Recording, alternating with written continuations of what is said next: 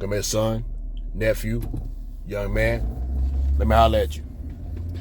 Concerning attendance at school, last year I made a video where I talked about the legal ramifications for your parents.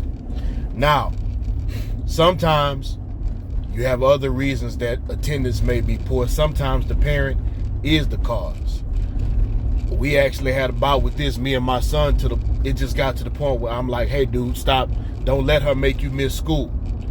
If I got to send you money to get on an Uber or something for you to do it yourself, and he's got his own money, and I told him I'd repay him for that because he shouldn't have to spend his money on that, then do it.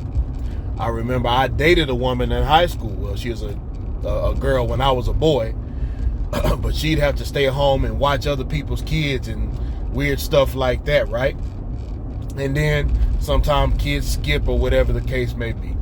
Either way, you got a couple of issues that go on. Number one, with the student, they're going to have more pressure on them to do more than a day's work of work in one day or less.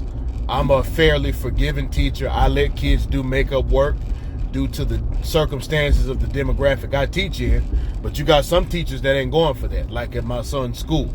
And he recognizes that, and he's okay with that because that's good practice for the real world. But in many situations, kids ain't getting that kind of mercy, and then maybe they are, but even if they are, that's too much for a kid to handle.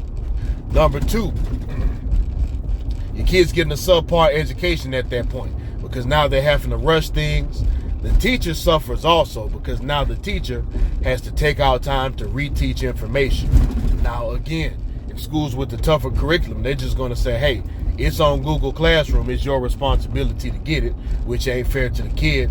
But for teachers who do go back and who do reteach, it slows them down, and unfortunately, it can slow the rest of the class down. Once you get to college, they don't care if you miss class or not, because if you flunk in college, you paid your money and you ain't gonna get it back.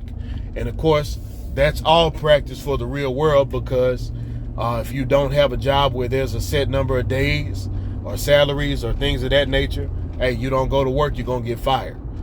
So it's good to start the right habits now. Parents, make sure your kids are going to school. Don't make them miss school for whatever you got going. You the adult. Don't make the kids suffer for that. And kids, if you have parents who make you go to school, take your tail to school. And as always, never lose the will to win and never lose the will to survive.